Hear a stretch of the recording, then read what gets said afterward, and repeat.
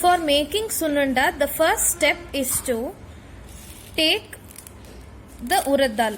You need to select the urad dal according to your taste. If you want to make sununda with the unpolished variety of urad dal, then you can take that. Otherwise, like here, how I am doing with the polished urad dal, like that if you want to take it.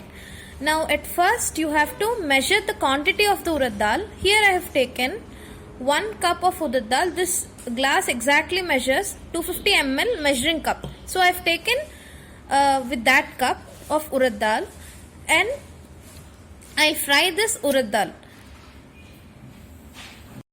Now I have taken the urad dal into a kadai, and into this I have added 2 tablespoons of rice. The reason behind adding the raw rice is to prevent the stickiness while eating the urad dal laddu, that is sununda. Now we will fry the urad dal until a nice aroma comes from the urad dal, and also the urad dal turns slightly pink in color. Now this is how our urad dal should look after frying it for about half an hour. It took me half an hour. It depends on the individual. And the most important thing is, it is very hot now and you need to cool it to room temperature, and then you need to make it into a fine powder. See, you can see the color of the urad dal and all. It was white before and it is now light pink or skin color. See, like this it has to be. Now I am leaving it aside for it to cool. Now our next step is to make sugar into a fine powder. Into the blender I have taken half cup of sugar.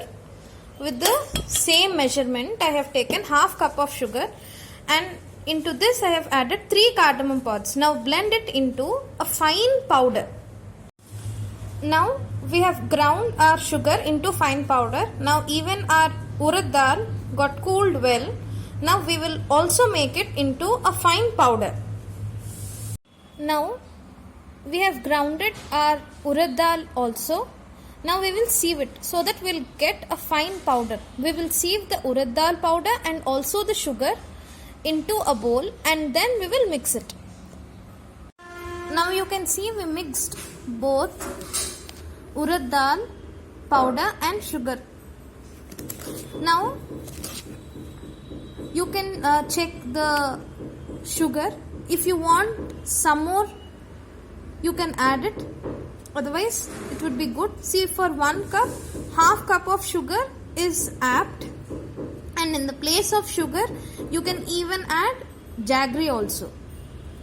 Now we will add ghee into it so that it would be easy for us to make laddu. Here I have added about 1/4 cup of ghee. This is a normal ghee which we generally prepare at home. So we will mix the ghee along with the flours, and we will make a nice laddu out of it. This ghee is at room temperature. Make sure while you are adding the ghee, your ghee has to be at room temperature so that it will bind well with the flours. Here we go. Our simple, easy, healthy sunundalu are ready. It tastes yummy literally and takes very less time to prepare.